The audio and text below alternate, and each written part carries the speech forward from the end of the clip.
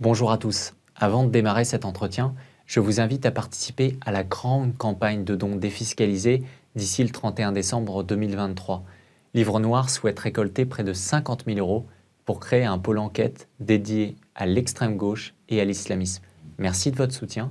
Vous trouvez tous les détails en commentaire et n'hésitez pas également à vous rendre en kiosque pour vous procurer notre nouveau magazine Une terre, deux peuples. Bon entretien.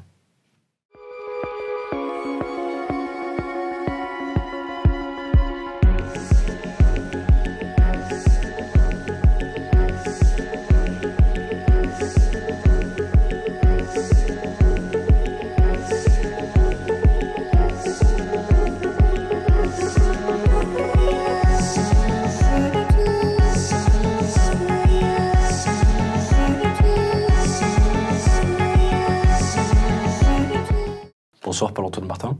Bonsoir. Alors, vous êtes essayiste, auteur du Clan des Seigneurs aux éditions Max Milo. Vous vous intéressez à la corruption des élites et aux hauts fonctionnaires, à ce que vous nommez une caste d'État. Voilà. Alors, avant de commencer cet entretien, je voudrais rappeler simplement à nos auditeurs que nous réalisons actuellement une campagne de dons pour financer un pôle enquête sur l'extrême gauche. Donc voilà, vous avez jusqu'au 31 décembre sur le site www.livrenoir.fr pour faire un don. Et puis, il y a aussi notre nouveau magazine, Une terre, deux peuples, qui est sorti depuis le 8 décembre. Donc voilà, n'hésitez pas à vous le procurer. Alors, Paul-Antoine Martin, je reviens vers vous. Je voulais savoir, effectivement, pour bien poser les bases au début de l'entretien, qu'est-ce qu'on peut appeler la corruption étatique, de façon générale ? Eh bien, je dirais que il y a corruption étatique ou corruption d'État, ou lorsque des personnes qui doivent œuvrer pour le bien collectif oublient le bien collectif et vont œuvrer pour un bien corporatiste ou pour eux-mêmes. Voilà. Donc c'est un détournement d'intérêt général à des fins d'intérêt personnel ou corporatiste, c'est-à-dire réduit. Donc ça veut dire que il y a corruption au sens où cette personne ou ce groupe de personnes qui devrait œuvrer pour une population qu'il ou elle représente n'œuvre plus pour ce groupe, de population, et donc, en ce sens-là, est corrompu. Et derrière cette corruption, il y a la notion de trahison, puisque ces personnes-là n'œuvrent plus pour la population qu'elles représentent. Alors, à partir de ce moment-là, je voulais savoir, vous parlez beaucoup justement de cette caste des hauts fonctionnaires.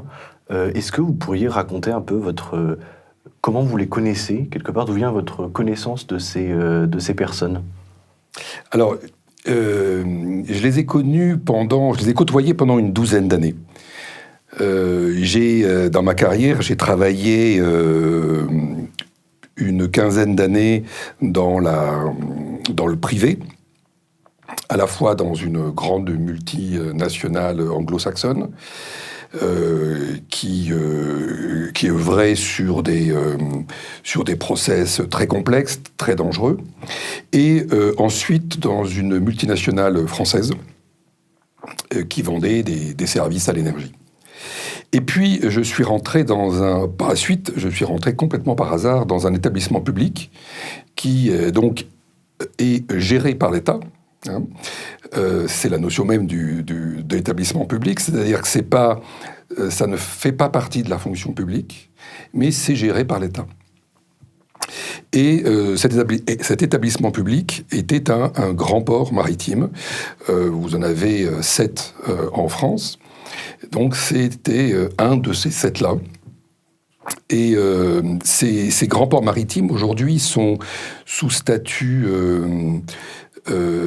SAS, mais capitalisé à 100% par l'État. Voilà, donc c'est un modèle un petit peu hybride. C'est l'État qui pilote avec les collectivités territoriales, et à la tête, quasiment toujours, vous avez un haut fonctionnaire qui est nommé en Conseil des ministres. Voilà. Et le reste des salariés de ce grand port sont très, très majoritairement des salariés de statut privé. Et j'étais de statut privé. Et alors, justement, qu'est-ce qu'un haut fonctionnaire? C'est-à-dire, qu'est-ce qui distingue un fonctionnaire d'un haut fonctionnaire? Comment on fait pour devenir haut fonctionnaire?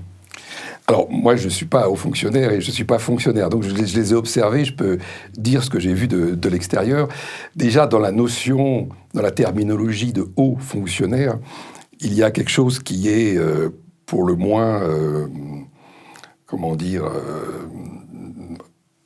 qui porte une notion d'arrogance, de fait, puisqu'il y a une notion de supériorité évidente. Alors là, je vais parler de hauts fonctionnaires, d'une catégorie de hauts fonctionnaires. Je vais parler des plus hauts fonctionnaires. En ce sens où je vais parler de ceux qui appartiennent au grand corps d'État. Vous avez 5 grands corps d'État, 3 qui sont issus ou dans le giron de l'ex-ENA, c'est-à-dire inspection des finances, Cour des comptes, et puis Conseil d'État. Et puis vous avez 2 grands corps d'État techniques qui sont accessibles principalement à la sortie de Polytechnique et de Normal Sup. Vous avez le corps des mines et le corps des ponts. Voilà, donc ces 5 grands corps constituent, on va dire, l'élite de la haute fonction publique. Et vous avez là, la crème de la haute fonction publique, et c'est le cœur de mon ouvrage, puisque je vais cibler principalement la description de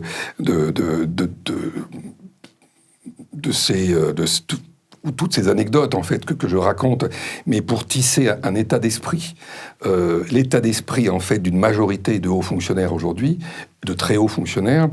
Il s'agit du corps des ponts et puis de certains qui étaient sortis de l'ENA. Aujourd'hui, les grands ports maritimes sont tous pilotés par un haut fonctionnaire issu du corps des ponts. Et ensuite, tout le ministère des Transports, chaque niveau hiérarchique est occupé par une personne qui est membre du corps des ponts. Ensuite, dans le cabinet du ministre des Transports, vous avez un cabinet qui est principalement composé de personnes du corps des ponts, le directeur de cabinet aussi, vous avez la première ministre et vous avez le conseiller transport du président de la République, aussi corps des ponts. Vous avez donc une hiérarchie qui est complètement monolithique, occupée par... En fait, tous les transports en France sont représentés par des ingénieurs du corps des ponts. Voilà, donc ça c'est important de le dire parce que ça a une incidence dans la description que je vais faire de cet entre-soi, dans ce monolithisme impressionnant qui est très franco-français et qui conduit à des dérives. Alors, ça a pu construire la grandeur de la France, et c'est ce que je dis aussi dans mon livre, mais aussi quand les temps deviennent plus difficile, parce qu'il y a corruption. Alors, je ne parle pas de corruption financière, je parle de corruption d'état d'esprit.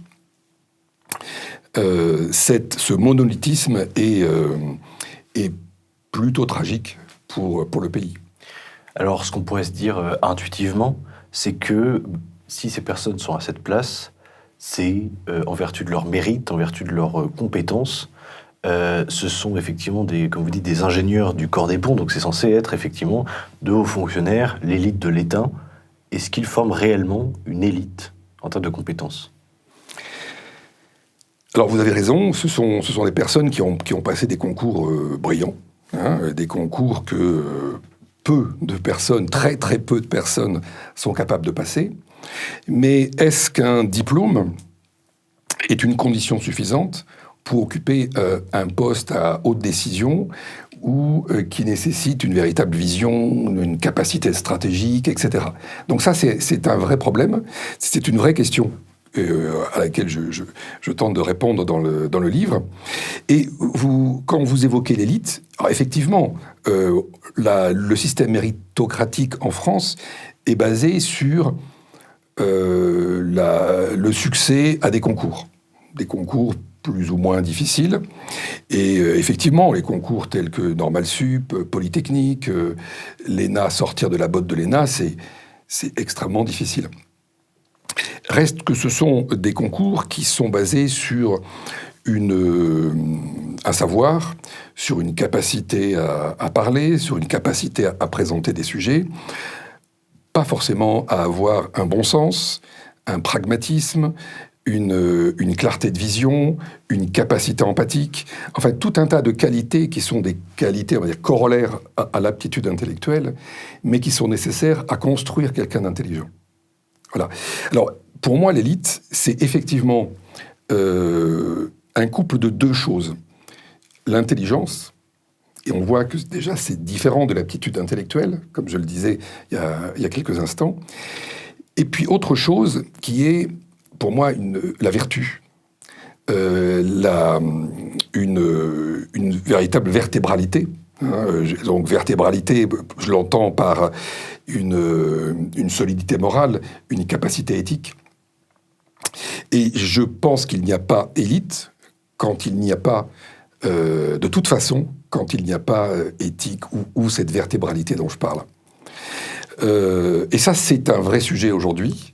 Les membres de la caste que j'ai croisés sont principalement sans culture, principalement sont capables, et je le décris dans mon livre, capables comment dire, d'être sans scrupule, sans aucun scrupule, et ne pas s'encombrer d'une quelconque question d'éthique. Alors, effectivement, encore une fois, ce qui peut paraître étonnant, c'est que ces gens sont censés servir, comme vous le disiez, le bien commun. Ils sont censés être des serviteurs de l'État. À partir de quel moment, justement, un jeune qui sort d'une de ces écoles, qui a peut-être pour objectif, à l'origine, d'être un serviteur de l'État, va changer quelque part de mentalité et va passer d'avoir un objectif d'élite à un objectif de membre d'une certaine caste. Comment ça se fait, cette transition, justement ? Alors, c'est une très bonne question, parce que je pense très honnêtement que ces jeunes qui réussissent ces concours ne se mettent pas dans la tête, effectivement, de profiter du système. Alors, quelques-uns peut-être, quelques-uns ont des plans très évidents et connaissent on va dire les trucs et astuces de l'État français pour pouvoir effectivement profiter du système via ces concours. Mais la très grande majorité sont des individus évidemment sains. Ce qui se passe, c'est que quand vous rentrez quand vous êtes membre d'un de ces grands corps d'État, vous appartenez comme le nom l'indique, à un corps qui vous oblige en fait à être totalement avant tout loyal au corps, dans une sorte de fonctionnement tous pour un, pour tous, puisque le corps va être l'organisation qui va gérer les carrières de tous ces membres-là. Vous voyez ? Donc c'est assez extraordinaire, c'est un endroit où c'est un groupe qui possède les meilleurs diplômes, mais qui sont regroupés dans un corps qui va gérer leur carrière, de sorte à ce que le corps prenne de plus en plus de prestige au fil des années. C'est-à-dire que le prestige du corps va se construire au travers du prestige des postes occupés par ses membres. Et donc c'est un donnant-donnant entre les membres qui vont occuper des postes de plus en plus importants et qui vont donc faire rejaillir cette image sur le corps, et réciproquement, le corps leur offrant beaucoup plus de facilité à occuper des postes très importants. Et au fil des années, ce qu'on observe, et c'est pour ça que je faisais cette petite description au départ du monolithisme, de l'appartenance au corps des ponts, par exemple dans tout le secteur des transports. Mais si on prend les autres secteurs gérés par l'État, c'est la même chose. Ça pourrait être le corps des mines, ça pourrait être le corps de la Cour des comptes, le corps des inspecteurs des finances, etc. C'est pour dire que ces 5 grands corps se sont partagés les secteurs, en fait, gérés par l'État. Ils se les sont partagés. Vous allez trouver dans le secteur de l'énergie principalement des corps des mines, dans le secteur du ministère des Finances et de l'économie des membres issus de l'ENA et aussi du corps des mines. On a parlé des transports, vous allez trouver des corps des ponts, etc. Donc il y a eu une sorte, j'appelle dans mon livre, une sorte de Yalta des corps où, pour ne pas se faire la guerre les uns les autres, effectivement, ils se sont partagés l'État comme un gâteau. Et le problème que ça pose, c'est que, comme je le disais, ces corps, dans un raisonnement de un pour tous, tous pour un, vont avoir évidemment tendance à défendre tous leurs membres. Et c'est là que l'on commence à voir apparaître la question de l'impunité. Puisque le corps, pour ne pas perdre en prestige, va avoir tendance à étouffer les affaires, va avoir tendance à masquer les erreurs, va avoir tendance à ne jamais faire de bilan de l'action de ses membres. Et au final, donner l'impression, le but c'est de donner l'impression que ces gens sont infaillibles. Ces gens sont infaillibles pour garder en fait le prestige du corps et créer un mythe de l'infaillibilité de ces individus-là. Et en France, ça marche bien. Vous avez une personne qui se présente, qui dit « j'ai fait Polytechnique, je suis sorti du corps des ponts, du corps des mines ». Vous avez immédiatement une aura autour d'elle. Ce qu'elle dit va être considéré comme juste et vrai. En tout cas, va pas subir va amenuiser l'esprit critique de son auditoire. Et ça, c'est un véritable danger, parce que on a vu des véritables désastres industriels ces dernières années dans l'industrie, dans le privé. Ce que j'ai oublié de dire, c'est que 40% des états-majors des grandes entreprises du CAC 40 sont occupés par des membres de ces grands corps. Et quand vous avez en tant que membre d'état-major de ces grandes entreprises, des individus qui bénéficient d'une telle aura, d'un tel prestige, l'esprit critique sur leurs décisions, sur leur stratégie, sur leur vision est souvent amoindri de la part de l'auditoire ou de la part des conseils de surveillance. Et ça peut conduire à des véritables désastres industriels, comme je le disais, et on l'a vu ces dernières années. Alors, juste pour revenir sur, effectivement, encore une fois, ces 5 grands corps, vous parlez d'un Yalta une sorte de Yalta des hauts fonctionnaires. C'est mon expression pour imager, effectivement. Mais est-ce qu'il y a quand même une rivalité entre, justement, ces différents corps? Est-ce que, quelque part, leur objectif, c'est qu'il y en ait un qui récupère un domaine en plus? Comment est-ce que ça se passe entre ces corps? Ou alors, est-ce qu'au contraire, il y a une solidarité aussi intercorps? Alors, ça, c'est très intéressant. Il y a une rivalité évidente, puisque l'objectif, c'est le pouvoir. L'objectif de ces 5 grands corps, c'est d'être... il faut voir que tous ces individus sont, depuis quasiment leur naissance, dans un esprit de compétition. Donc, ils gardent l'esprit de compétition toute leur vie. C'est leur marque de fabrique. Et c'est comme ça qu'ils ont pu réussir ces grands concours. Donc, la rivalité va toujours exister. Et la rivalité, elle a comme point de mire le pouvoir, le prestige maximum en termes de grands corps d'État, mais aussi le pouvoir, donc le gouvernement, la présidence. Vous voyez ? Donc on a vu ces dernières décennies de plus en plus de hauts fonctionnaires parmi les membres du gouvernement. tous les cabinets de ministres sont occupés par des énarques ou des corps des ponts, des corps des mines. Donc là, ils ont clairement mis un pied dans le cercle du pouvoir. On a une première ministre qui est corps des ponts. Vous voyez ? Donc, notre président est inspecteur des finances. Donc ce sont des gens, effectivement, qui aujourd'hui ont conquis le pouvoir. Et en ayant conquis le pouvoir, ils peuvent ensuite, amener l'ensemble de leur corps à participer aussi au pouvoir avec eux. Donc il y a cette rivalité, mais il y a aussi cette... vous parliez de solidarité. Je pense qu'elle va être développée par la réforme qui a eu lieu récemment avec la création de l'INSP. Réforme, je le précise, qui initialement devait aboutir à la suppression des grands corps d'État, qui au final n'a pas supprimé les grands corps d'État. Je pense même qu'elle va les renforcer et d'une façon qui sera plus sournoise et plus pernicieuse que ce qu'on a vécu jusqu'à maintenant.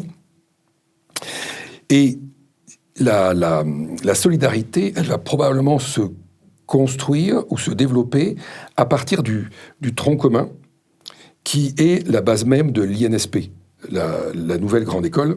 Alors, simplement, justement, pour donner un peu de contexte à nos auditeurs, donc effectivement, il y a 3 ou 4 ans maintenant, Emmanuel Macron avait annoncé la suppression en avril 2019. Voilà, exactement. Donc il y a 4 ans et demi, avait annoncé la suppression de l'ENA, remplacée donc par l'INSP.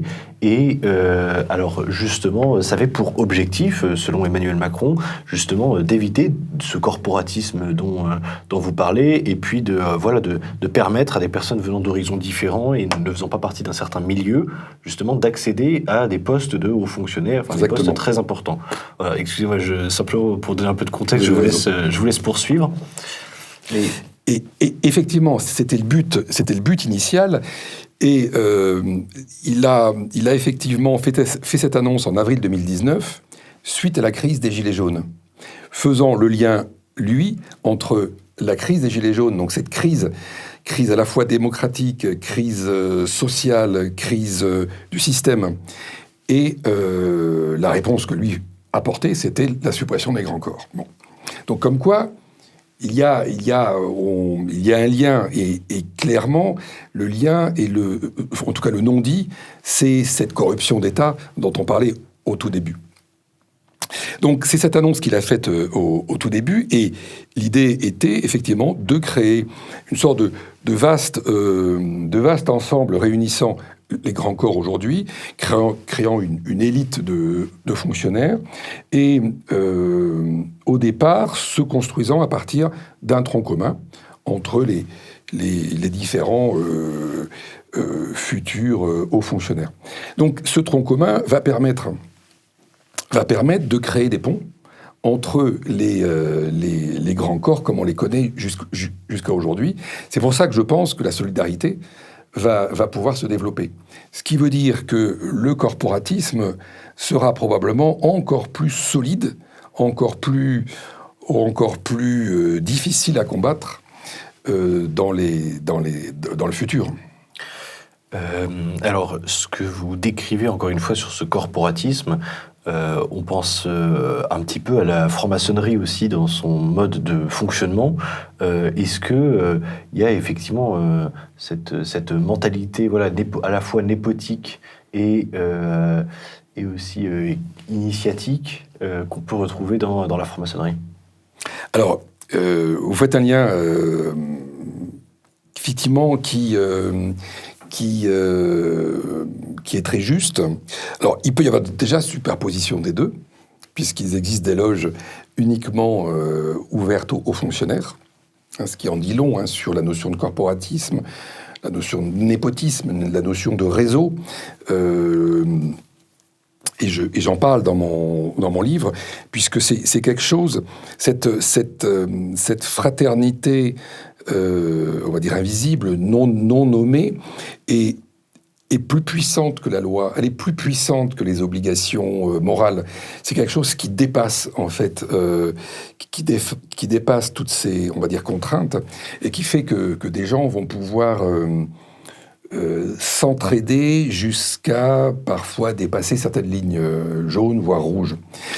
Alors, pour répondre à votre question plus précisément, il n'y aura pas d'initiation au sens de la franc-maçonnerie, ou alors initiation étant, pouvant être cette notion de je fais partie d'un grand corps, je dois loyauté à mon grand corps, je dois loyauté totale, et je dois répondre à l'appel de mes membres, de mes frères, j'allais dire, ou de mes collègues, de mes confrères, aux besoins.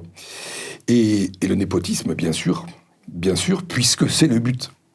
C'est le but. Alors, c'est le but non avoué, mais le but, c'est effectivement d'avoir le pouvoir et de s'entraider comme une sorte de cordée, mais c'est pas la cordée dont parlait Emmanuel Macron au tout début. C'est effectivement une cordée très solide qui aide chacun des membres à se lever plus haut. Et c'est tout un travail collectif que mène le grand corps, et chaque grand corps pour sa partie. On parle souvent de reproduction des élites. Est-ce qu'il arrive que, par exemple, un haut fonctionnaire puisse facilement, grâce à ce que vous décrivez, nommer son fils ou son neveu ou son cousin à un certain poste, justement, grâce à ces liens, grâce à ce réseau? Est-ce que finalement, c'est même au-delà de la corporation, est-ce que justement ça permet aussi de servir les ambitions personnelles de chacun? Alors, c'est plus difficile. Ça sera plus facile avec la réforme qui a été opérée. J'en parlerai un tout petit peu après. C'est l'intérêt, en tout cas, du mode de fonctionnement comme on l'a connu jusqu'à aujourd'hui, c'est de couper justement avec cette façon de nommer le neveu, le cousin. C'était possible sous la 4e République. Et la création de l'ENA, je vais faire un tout petit retour en arrière, justement la création de l'ENA en 1946 avait pour but de couper, d'arrêter ce mode de fonctionnement. Avant 40, les hauts fonctionnaires étaient nommés par cooptation. C'est-à-dire qu'on pouvait nommer son neveu, son ami, etc. Donc, à la fin, ça aboutit à avoir un corps de hauts fonctionnaires qui n'est pas compétent, qui, alors pour le coup, est corrompu, de façon systémique.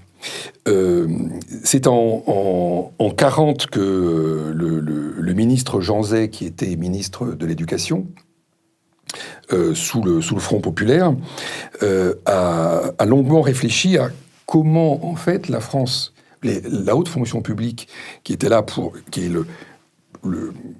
normalement le cadre, l'encadrement de toute la nation, comment la haute fonction publique a pu passer comme un seul homme d'une allégeance au Front populaire à une allégeance à Pétain. Comme un seul homme, parce qu'il n'y a aucun a refusé. Enfin, il y en a un seul, il y a un magistrat, il a été emprisonné immédiatement. Mais sinon, tous les autres, tous les hauts fonctionnaires ont porté allégeance à Pétain en 41. Et donc, ça a été un véritable choc pour des gens comme Jean Zay, justement, qui lui était ministre à l'époque, enfin jusqu'en 40. Et lorsqu'il a été emprisonné en 40 ou 41, je ne sais plus exactement, parce qu'en plus il était juif, il a été emprisonné et il a eu 2 ans, parce qu'il a été tué en 43 ou 44, et il a eu 2 ans pendant lesquels il a beaucoup réfléchi à comment, la France a pu se perdre aussi vite, et 2, quelles solutions apporter pour que ça ne se reproduise pas. Et donc il a échafaudé il a posé sur le papier quelques grands principes. Et c'est sa femme qui venait le voir, qui a pu sortir ses notes et les transmettre au général de Gaulle. qui a eu l'idée de construire l'ENA sur les bases justement des principes de Jean Zay, et il a confié à Monsieur Debré, donc son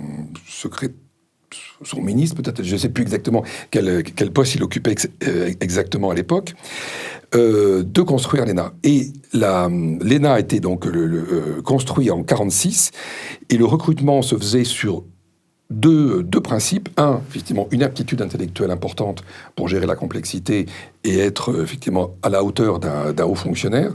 Et deux, d'avoir une expérience de vie qui permettent justement cette vertébralité, ces principes d'éthique dont je parlais au début. Vous voyez, c'est comme ça que l'ENA a été lancée, et ça a construit ça a mené des hauts fonctionnaires de très grande qualité qui ont permis à la France de se reconstruire et de rayonner au travers le monde. Et puis les choses, au travers des générations successives, se sont perdues. Et c'est ainsi que l'on est arrivé aujourd'hui à une situation où il a été nécessaire de la part du président de lancer une grande réforme autour des grands corps. Donc la question du népotisme, comment dire, la question du favoritisme familial ou amical pour recruter les hauts fonctionnaires, c'était un sujet passé qui n'existait pas ou très peu. Par contre, avec la nouvelle réforme, on va retrouver plus ou moins un système comme lors de la 4e République, puisque aujourd'hui, on ne rentre pas dans un grand corps d'État directement une fois diplômé. Le président a demandé qu'il y ait une expérience, et que la vie montre que le candidat au grand corps d'État était de nature à remplir les exigences de la haute fonction publique, et donc d'être très bon, on va dire. Reste que pour maintenant rentrer dans un grand corps d'État, donc le candidat va, après quelques années de carrière, pouvoir postuler à des postes considérés comme des postes appartenant à tel ou tel grand corps d'État. Et pour y rentrer, il va fournir un dossier. Et il sera entendu par un comité, une commission. Et là, ça ouvre droit, effectivement, à des cooptations, à des amitiés, voilà. Vous avez fait une petite remise en perspective historique. Ce que j'aimerais bien savoir, c'est effectivement, on est dans cette situation-là aujourd'hui, mais quelque part, à partir de quel moment déjà il y a eu cette rupture entre l'habitude d'avoir des serviteurs de l'État et ce corporatisme, et ensuite, est-ce que c'est quelque chose qui est propre à Emmanuel Macron, ou est-ce que sous François Hollande, sous Nicolas Sarkozy, sous Jacques Chirac, c'était la même chose? Alors, c'est pas propre à notre président actuel. Ça s'est probablement accéléré avec lui, mais on peut dater plusieurs. On est plusieurs à avoir à peu près le même regard sur ce changement. Il s'est probablement opéré autour des années 90, postérieurement aux grandes privatisations. Voyez, donc c'est à ce moment-là probablement qu'il y a eu un changement d'état d'esprit, non pas qu'auparavant tout était merveilleux, mais il y a eu une accélération de l'état d'esprit, au sens où, avec les grandes privatisations, beaucoup de postes étaient offerts à des personnes de haut niveau dans le privé, avec la possibilité de salaires beaucoup plus élevés que dans la fonction publique, et de carrières peut-être plus rapides, plus rémunératrices, etc. Et on a vu, et c'est pour ça que je le rappelais au cours de l'entretien, c'est que 40% des états-majors des grandes entreprises du CAC 40 sont occupés par des hauts fonctionnaires. Alors, c'est à ce moment-là que le pantouflage a commencé donc à se créer. Pantouflage, c'est-à-dire que c'est quelque chose d'assez merveilleux. Hein. Ce monde des grands corps est tout de même assez merveilleux. Hein. Bon, c'est ironique ce que je dis, mais vous avez un haut fonctionnaire qui bénéficie de privilèges énormes, qui bénéficie du plus grand privilège qui soit, qui est l'impunité, et j'expliquais pourquoi, qui bénéficie d'une carrière garantie au sein de la haute fonction publique, qui bénéficie de salaires toujours en progression, avec des accélérations plus ou moins, mais toujours en progression, qui ne risque jamais d'avoir des baisses de salaire, et qui est garanti d'avoir une carrière brillante, voire plus, voire les honneurs de la République, etc. Voilà. Donc ça, c'est la vie du haut fonctionnaire. Et puis, il peut, s'il est appelé dans le privé, si des portes s'ouvrent pour lui, s'il a un carnet d'adresses qui est très intéressant pour une entreprise dans le privé, il peut faire un saut dans le privé tout en gardant son statut de haut fonctionnaire. Donc il se met un peu en réserve de son statut, enfin, de sa carrière dans la haute fonction publique. Il part dans le privé et bénéficie des avantages du privé tout en gardant le lien avec la haute fonction publique. Ce qui fait que quand il veut revenir, la haute fonction publique lui doit un poste dans la haute fonction publique au niveau auquel il peut prétendre. Oui, donc c'est un monde assez merveilleux. Et quelque part, il y a même une troisième voie pour eux, qui est de s'engager en politique. Et alors à ce moment-là, ma question évidemment, c'est quels sont les liens entre ces hauts fonctionnaires et les politiciens.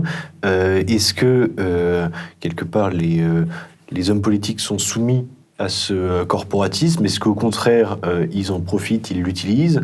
Et à côté de ça, est-ce que ça ne bénéficie quelque part que à la majorité présidentielle? Ou est-ce que, par exemple, dans d'autres partis, on va retrouver effectivement des énarques qui vont permettre de faire des ponts par la fonction publique, justement? Alors, tout à l'heure, on parlait effectivement de la présence de la haute fonction publique dans la politique, hein, dans les gouvernements. Donc, effectivement, ils sont très présents dans les gouvernements. Et donc là, les ponts existent. Donc, le haut fonctionnaire peut effectivement s'engager en politique, de la même façon qu'il peut partir dans le privé, il va se mettre en réserve de la haute fonction publique, et puis rentrer en politique, rentrer dans un parti qui lui fournira une place, qui lui fournira une députation facilement gagnable, ou un poste de sénateur, etc., ou un poste de ministre. Et c'est comme ça que les ponts se construisent. Vous voyez ? Donc, effectivement, il y a une grande facilité, il y a une perméabilité totale entre le monde politique et le monde de la haute fonction publique. Aujourd'hui, je crois qu'on atteint un niveau de représentativité de la haute fonction publique dans les gouvernements qui doit atteindre 70 ou 80%. C'est considérable. C'est absolument considérable. Ce qui veut dire qu'aujourd'hui, on a plus un gouvernement non pas politique, mais de bureaucrates. Et ça explique beaucoup de choses. C'est pas la même vision du pays, c'est pas la même stratégie, c'est pas la même c'est pas le même rapport à la population, au peuple. C'est pas du tout le même état d'esprit. Et ça, je pense que ça a été un grand tournant ces dernières années avec une augmentation de la représentativité en politique de la haute fonction publique. Alors, est-ce que ça bénéficie principalement à la majorité présidentielle ? Probablement, parce que le haut fonctionnaire est comment dire, a des haut fonctionnaire typique, on va dire, il a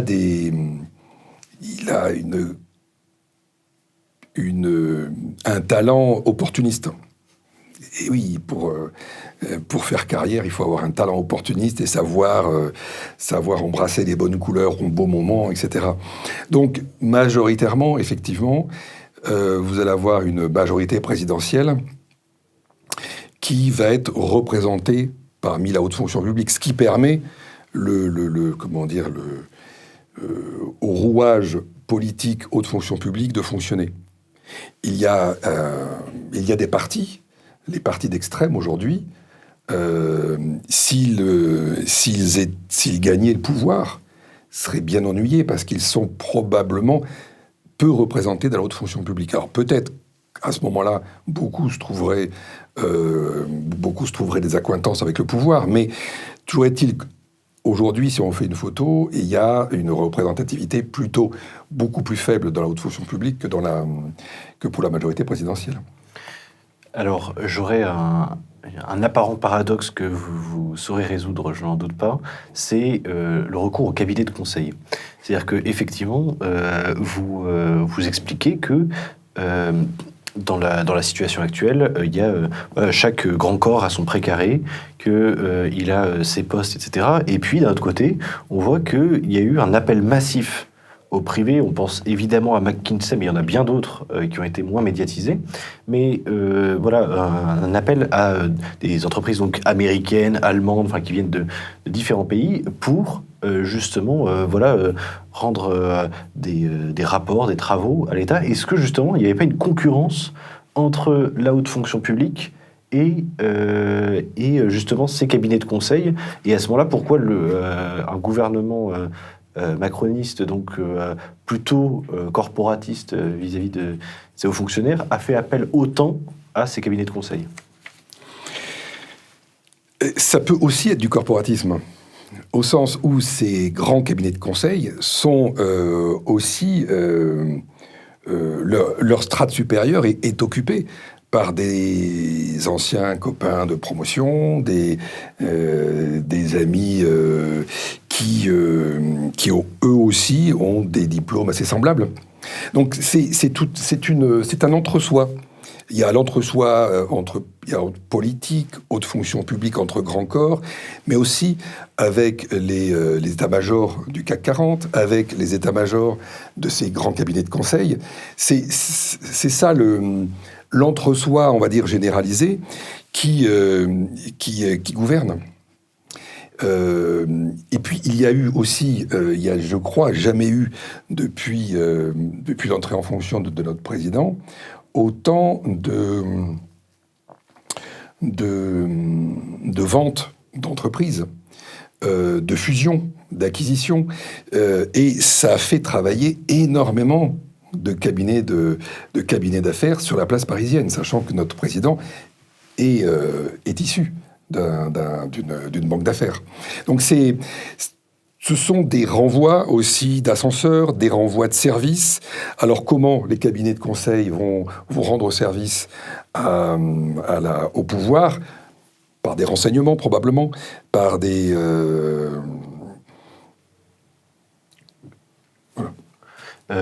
Alors ensuite, ce que je voudrais savoir, c'est est-ce que il y a des lanceurs d'alerte justement comme vous à ce niveau-là? Est-ce que, je ne sais pas, peut-être la HATVP ou alors les anticorps, peut-être des organisations comme ça, permettent justement de dénoncer tout ce corporatisme, toutes ces accointances qui relèvent globalement soit du conflit d'intérêts, soit du népotisme? Alors, la HATVP, donc, c'est bien ça, HATVP. Haute Autorité de Transparence pour la vie publique. Pour la vie publique. Très intéressant, c'est son rôle. Son rôle, c'est justement d'autoriser ou pas certains transferts ou certaines mutations ou certaines nominations de hauts fonctionnaires. Reste que cette instance dépend du Premier ministre. Voilà. Récemment, elle a tout de même permis des nominations, des transferts assez étonnants. Pensons à un des conseillers du ministre Dussopt, un de ces conseillers donc, qui a travaillé avec le ministre sur la réforme des retraites, a été nommé, s'est trouvé un poste dans l'état-major de AXA, justement dans la branche retraite. Vous voyez, vous avez un des fils du couple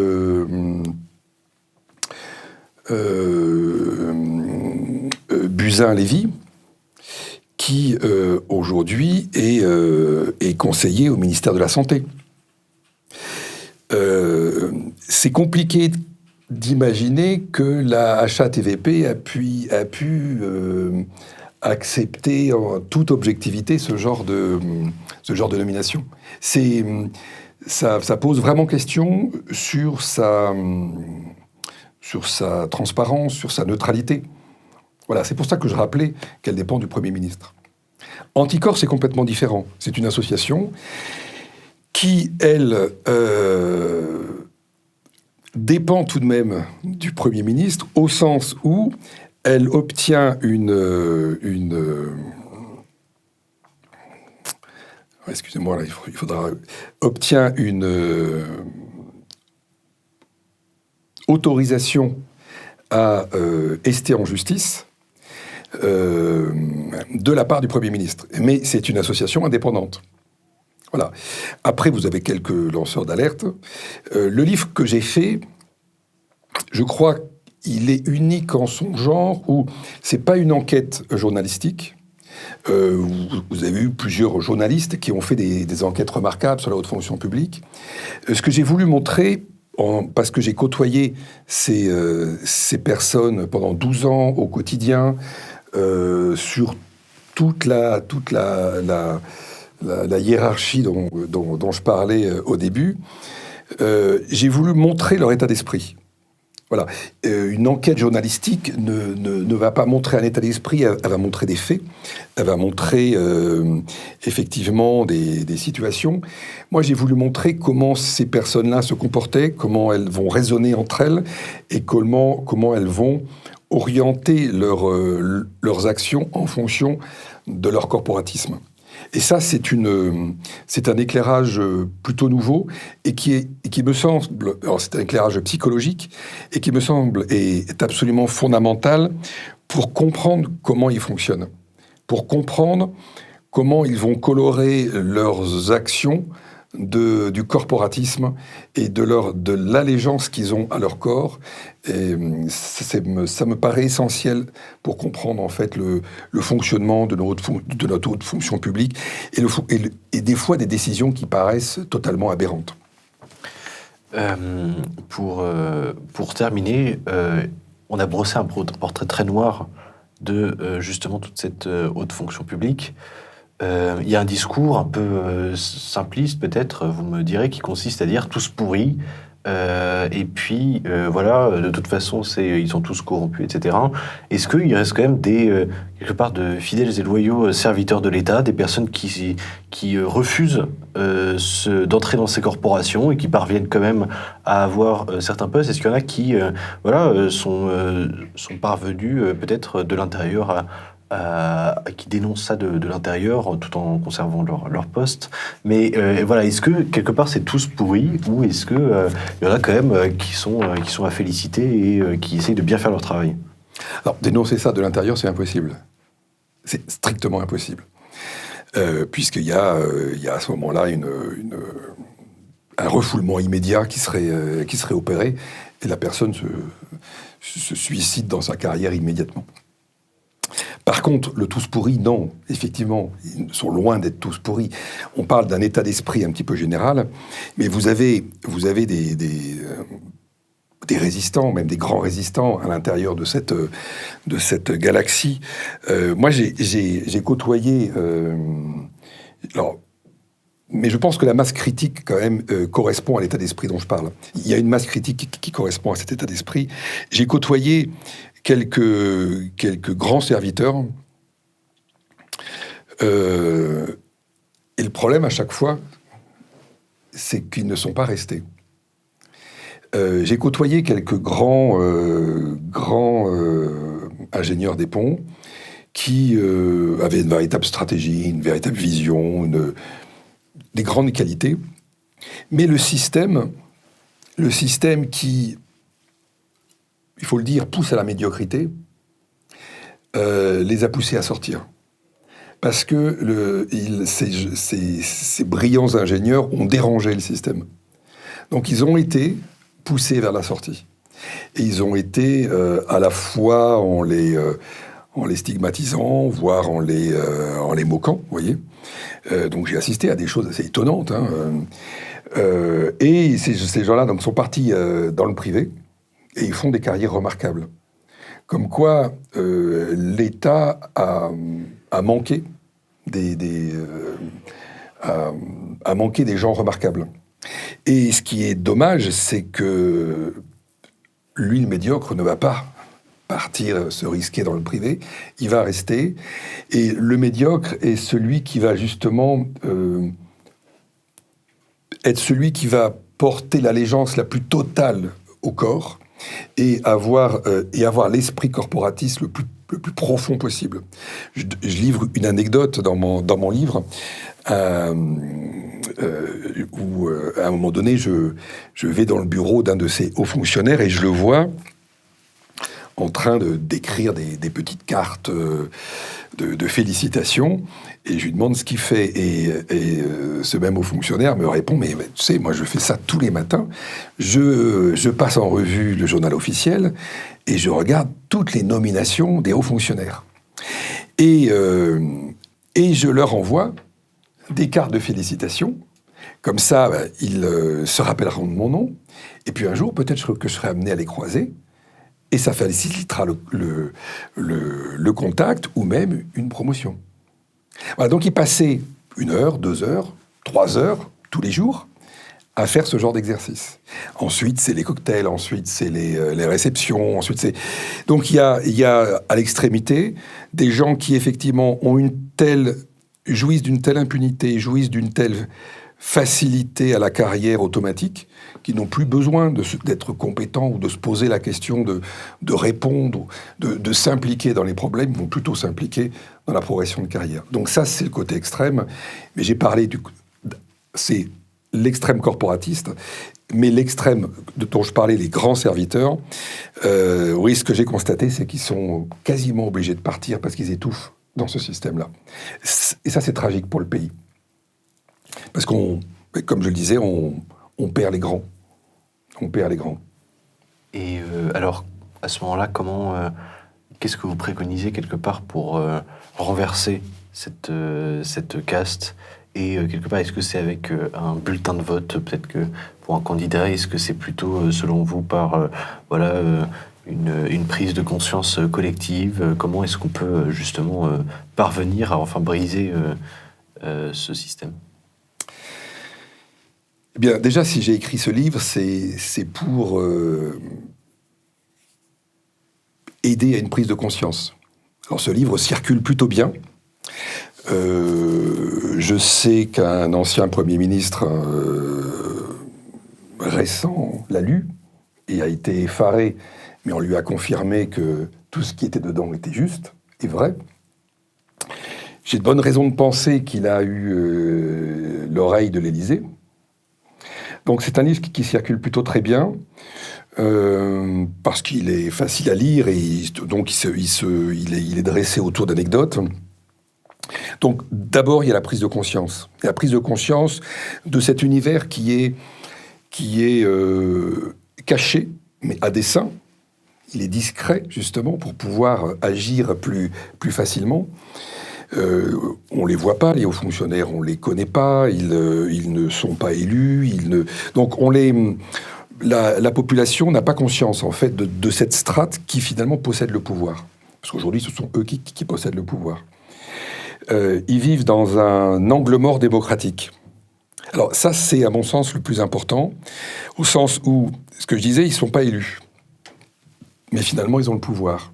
Donc notre démocratie un vrai problème de fond, puisque le citoyen met un bulletin de vote en faveur d'un politicien, qui lui appartient à une caste le plus souvent de haute fonction publique, mais aussi il doit faire avec toute cette caste de hauts fonctionnaires. Donc je crois que le vrai sujet, c'est, et ça normalement c'est une des missions du Parlement, de pouvoir opérer un contrôle sur ce que font ces hauts fonctionnaires. Il y a une commission remarquable qui s'est tenue il y a quelques mois, menée par un sénateur, je crois, le sénateur Schellenberger, autour de la souveraineté énergétique de la France. Et ça a mis en valeur énormément de dysfonctionnements, évidemment. C'est ce genre de commission qui peut permettre justement de remettre, de remettre le pouvoir de la haute fonction publique un peu plus dans la lumière et dans le contrôle des députés et des sénateurs. C'est absolument fondamental. Sinon, la caste, naturellement, elle opère pour elle. Elle opère pas pour la France. Donc, notre pays restera démocratique si tant est que le peuple, au travers du Parlement, pourra avoir un contrôle sur cette caste.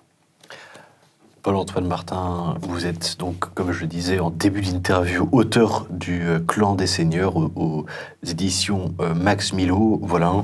Avant de conclure cet entretien, je rappelle à nouveau que nous sommes en campagne de dons, donc n'hésitez pas à vous rendre sur notre site internet. Et puis, notre nouveau magazine est disponible dans tous les kiosques de France et de Navarre, donc n'hésitez pas à aller vous le procurer.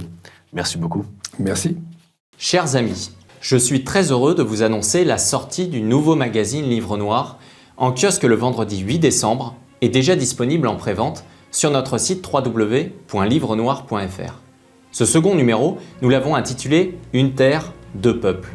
Il nous a conduit à mener des enquêtes dans les cités de Marseille, au cœur du trafic de drogue et des zones de non-droit, dans la prison des Baumettes où sont enfermés les principaux caïds, à Londres, au cœur des manifestations pro-Palestine avec ses prières de rue et ses marches au cri d'Allah Akbar. En Israël, près de la bande de Gaza ou en Arménie, tous deux confrontés à une nouvelle guerre de civilisation, également sur les routes de la drogue, d'Anvers et les bouleversements démographiques qui bouleversent l'Europe et la France, de Cologne à Roubaix, en passant par la Cité de la Monnaie, à Morand-sur-Isère. Avec une question sur toutes nos lèvres que nous avons posée aux nombreux membres du renseignement, de la sécurité intérieure ou des forces de police que nous avons rencontrés en off pour cette enquête inédite. L'affrontement de ces deux peuples est-il possible? Quelles étapes demain en cas de nouvelles émeutes? Sommes-nous prêts? Quel est le plan en cas d'émeutes aggravées? Que se passera-t-il enfin en 2024 avec le défi sécuritaire des Jeux Olympiques? Et ce que nous avons découvert est glaçant et inquiétant. Depuis les émeutes de juin dernier, la France a basculé dans une nouvelle phase de violence. Avec les pillages, la haine anti-police, la France a découvert que le mal ne rongeait plus uniquement les banlieues du 93 ou de Marseille, mais touchait désormais de nombreuses petites villes, réparties sur l'ensemble du territoire. Les cités ne sont plus en vase clos, elles s'exportent désormais dans les villages environnants, dans une perspective de conquête de territoire, comme nous l'avons malheureusement vu cette semaine. Fruit de 40 années d'immigration massive, notre société a produit de jeunes racailles issus de l'immigration de 16, 17, 18 ans de nationalité française, qui faisaient de la haine anti-France un moteur. Cette haine, cette deuxième société, a causé de nombreux morts, dont celle plus récente de Thomas, frappé dans le petit village de Crépol par une bande de jeunes de cité comme on dit. Aujourd'hui, sur une terre, il y a désormais deux peuples. Alors qu'ils n'ont pour certains connu que la terre de France, ils refusent d'avoir les mêmes martyrs. Alors qu'ils enterrent leurs morts sur le même sol que nous, ils veulent leur propre cimetière. Il y a un peuple qui pleure sa petite sœur assassinée, ses bébés attaqués au couteau, sa fille traînée sous une voiture, ses professeurs égorgés. Il y en a un autre qui pleure son petit ange, ces jeunes des quartiers, ces victimes du racisme. Qui parmi nous eut une larme pour Ziad Ebouna? Qui parmi eux en eut une pour Lola? Alors pour nous soutenir et recevoir votre magazine chez vous, la veille de sa parution en kiosque, je vous invite d'ores et déjà à commander ce numéro exceptionnel en ligne sur notre site www.livrenoir.fr. Merci à tous de votre soutien. On espère que ce numéro vous plaira. À très bientôt.